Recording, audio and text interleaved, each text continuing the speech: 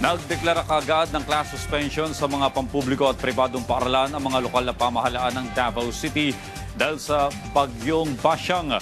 Yan ang ulat ni Regine Lanusa ng PTV Davao. Huwebes ng umaga, nang maglabas ng weather advisory ang Pag-asa kung saan isinailalim sa Tropical Cyclone Wind Signal number 1 ang Davao City. Kasunod nito ang pagsuspende ng lokal na pamahalaan ng lungsod ng klase sa lahat ng antas sa mga pampubliko at pribadong paaralan. Kaya naman ang mga estudyante sa Magallanes Elementary School sinundo ng karamihan ng mga magulang. Isa na dito si Arlene na kinuha kaagad ang kanyang mga apo. Alas 10. Alas 10 pa kay karon pa man ako nakuanan. Natanawan ang cellphone ako. Kay di man pagawson og walay sundo. Ayon sa lokal na pamahalaan ng Davao City, hanggang Biyernes, Pebrero 6 ang kanselasyon ng klase. Ayon naman sa Davao City Disaster Risk Reduction and Management Office na naghahanda na sila sa posibleng epekto ng bagyong Basyang.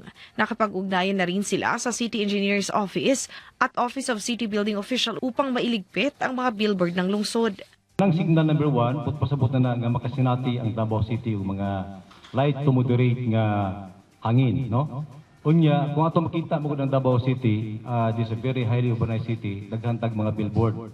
So along with that, advisor gikan sa Pag-asa, nagkoordinita sa ato ang concern office, like the City Engineer's Office, ato ang OCBO, nga para hipuson ang ato mga billboard. Maliban sa lokal na pamahalaan, handa rin ang Coast Guard Station Davao sa posibleng epekto ng nasabing bagyo. Nakahanda na ang kanilang personnel, rescue assets at emergency equipment. Pansamantala rin nilang sinuspinde ang biyahe mula Santa Ana Wharf papunta sa talikod sa Island Garden City of Samal o Igacos. Within the day, amo pang ginalantaw o ginakonsidera ang dagan sa panahon with our in consideration also sa atong Pag-asa mga weather updates o atong professional judgment, ma'am. Regine Lenuza para sa Pambansang TV sa Bagong Pilipinas.